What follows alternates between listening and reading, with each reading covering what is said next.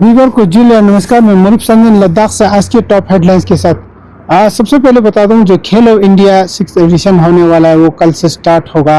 आपको बता दूं, इसमें लगभग 9 स्टेट्स के लगभग 400 एथलीट्स यहाँ पर शामिल होंगे। जो 3 इवेंट किया जाएगा, आपको बता दूं, जो आइस हॉकी होगा, एक दूसरा इवेंट स्पीड स्केटिंग होगा, तीसरा इवेंट फिगर स्केटिंग होगा। ये 3 पार्ट लद्दाख रीजन में होगा और लद्दाख में लेह में 4 जगह पर होगा, जहाँ पर इंडियस आई हॉकी रिंग में जो आर्टिफिशियल आइस हॉकी रिंग बना हुआ है उसमें 11 बजे करीब लद्दाख के एलजी कविंदर गुप्ता द्वारा खेल का शुरुआत उद्घाटन करेंगे। साथ ही साथ और भी जो इवेंट्स है वो और अन्य 3 जगह पर होंगे। जो गुफुक से पॉन्ड आइस हॉकी पॉन्ड वहाँ पर खेला जाएगा। उसके बाद टीवीपी आइस हॉकी रिंग है, उसी तरह आर्मी की आइस हॉकी रिंग है, वहाँ पर होगा। तो ये जो खेलो इंडिया है इस बार जो लद्दाख में दोबारा होस्ट किया जा रहा है, तो इससे बहुत ही जो विंटर में जो आइस हॉकी बहुत ही पॉपुलर है, तो विंटर टूरिज्म प्रमोशन के लिए ऐसे बहुत खास गेम रहने वाला है। इसके लिए यूटी एडमिनिस्ट्रेशन और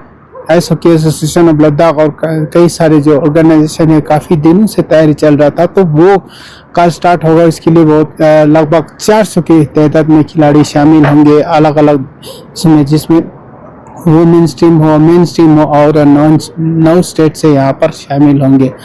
और दूसरा इम्पोर्टेंट खबर, जो अंजुमन इमामिया की तरफ से आज से कि जुलूस किया जाएगा। जिस तरह से जो ईरान में हालात बना उसी को समर्थन करने के लिए वो लोग जुलूस निकलेंगे। और जुलूस ये इमाम बारगाह लेह से निकल के जो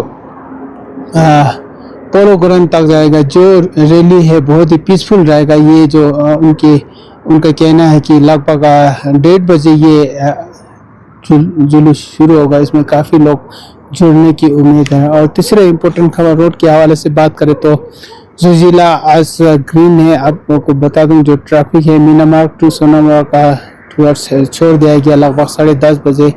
ये ट्रैफिक रिज्यूम किया है। तो उसी तरह जो लद्दाख के अन्य जो रीजन का रोड है वो भी खुला है, जैसे कि चंगला हो, चंगला हो या खरदुंगला हो, ये सभी खुला है। जबकि जो नीमू पदिम दर्चा का रोड है वो वेडनेसडे और संडे को ही खुला रहता है। तो जिस तरह से जो नुब्रा की रोड पे ले नुब्रा की रोड पे पीसीआर द्वारा ये हिदायत दिया है कि जो एंटी स्किड चेन के साथ ही चला जाए। और जिस तरह से मौसम विभाग ने भी अनुमान लगाया कि आने वाले दिनों में 23 तारीख तक बर्फ गिरने की उम्मीद है। जैसे कि कल से ही मौसम थोड़ा क्लाउडी रहा, तो आज भी थोड़ा क्लाउडी है, तो 23 तारीख को बर्फबारी होने की उम्मीद है।